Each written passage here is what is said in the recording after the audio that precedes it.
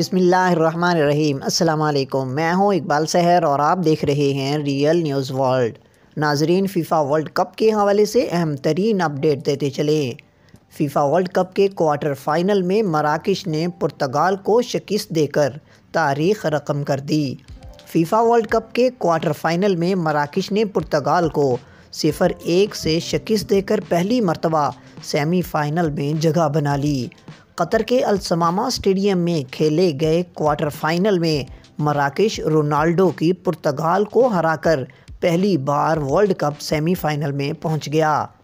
مراکش کی جانب سے پہلے ہاف میں کیے گئے گول کو پرتگال مقررہ وقت میں برابر نہیں کر سکا۔ مراکش کے گول کیپر نے اہم میچ میں کئی یقینی گول بچا کر جیت میں اہم کردار ادا کیا۔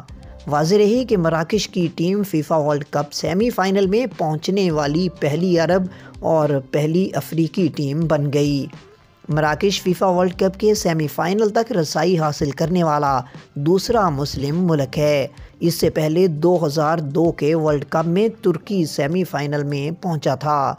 یہاں یہ بات قابل ذکر ہے کہ مراکش نے پرتگال کو 0-1 سے شکست دی۔ مراکش کے یوسف نصیری نے 42ویں منٹ میں گول اسکور کیا، جبکہ پرتگال کی ٹیم نے کئی گول مس کیے۔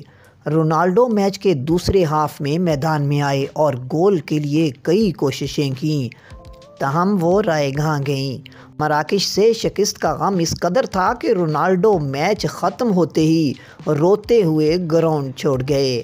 مزید اپڈیٹ کے لیے ہمارے ساتھ وابستہ رہیں۔ اگر آپ نے ہمارے چینل کو سبسکرائب نہیں کیا تو پلیز کر دیجئے اور بیل آئیکن کو پریس کرنا مت بھولیے تاکہ ہماری نئی ویڈیو کا نوٹیفیکیشن بر وقت آپ تک پہنچ سکے۔ کامنٹ باکس میں اپنے خیالات کا اظہار کیجئے۔ اسلام زندہ باد، پاکستان پائندہ باد۔